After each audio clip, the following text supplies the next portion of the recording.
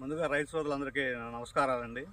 ఈరోజు పల్నాడు జిల్లా పిడుగురాల మండలం బ్రాహ్మణపల్లి విలేజ్ విజిట్ చేయడం జరిగింది. ఇక్కడ జీనెక్స్ సీడ్స్ వారి ఛాంపియన్ అనే కొత్త రకం తేజ వెరైటీని ఇక్కడ ఇవ్వడం జరిగిందండి. సన్నాలు ఈ వెరైటీ చూసుకుంటే ఇది హైట్ వచ్చేసరికి ఇది నా హైట్ ఉందండి, అంటే 5.5 అడుగుల దాకా పెరిగింది. ఇంకా కుంగింది తోట చూడండి మీరు.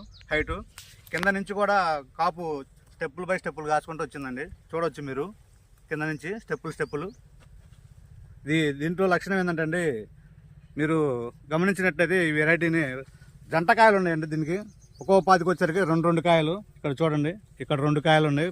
అట్లా ప్రతి కొమ్మకు కూడా ఇగో ఇక్కడ 2 కాయలు ఉన్నాయి. ప్రతి కొమ్మకు కూడా అట్లా గుత్తులుగా జంటకాయ ఉందండి. ఈ కాయ రావడం వల్ల రైతుకి ఎక్కువ దిగుబడి వస్తుంది. మీకు కాయ సైజు కూడా కింద నుంచి పై దాకా ఒకటే సైజు ఉందండి. మీరు గమనిస్తే ఎక్కడా కూడా తాళ్ళు కూడా లేదు.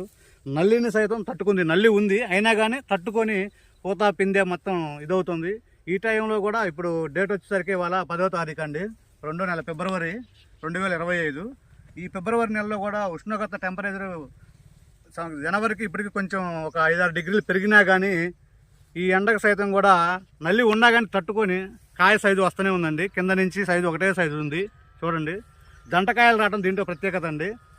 మనం విడిగా తేజాలు చూసుంటాం, ఆ తేజాలకి ఈ తేజాలకి కొంచెం తేడా ఉందండి. జీనెక్స్ సీడ్స్ వారి ఇది ఛాంపియన్ అండి ఈ వెరైటీ ఇక్కడ బ్రాహ్మణపల్లిలో వేయడం జరిగింది.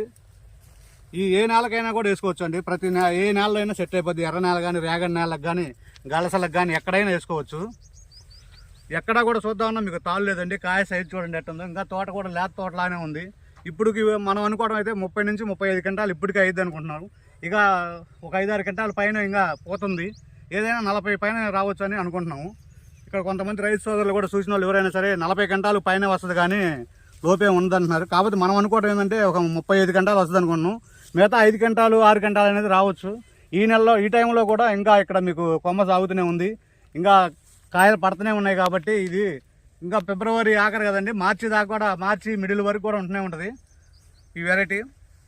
దీంట్లో ఉన్న ప్రత్యేకతలు ఏంటంటే ఈ టైంలో కూడా ఇట్లా కాయడం గ్రేట్ అండి. మీరు చూడండి, పూతలు కానీ కాయ కానీ బాగా వచ్చింది. పండుకాయ ఉంది, పచ్చికాయ ఉంది. మన రైతు సోదరులు తెలియజేయమనగా ఈ వెరైటీని అందరూ కూడా అన్ని నేలల్లో కూడా అనువైన రకం, అందరూ కూడా వేసుకోదగ్గ వెరైటీ ఇది. తెగుళ్ళు సైతం తట్టుకొని ఈ టైంలో కూడా ఇట్లా ఉందంటే మామూలు విషయం కాదండి. ఈ టైంలో తోటలు ఇంకొక నెలపోతే ఈడిపోయే రోజులు ఇవి.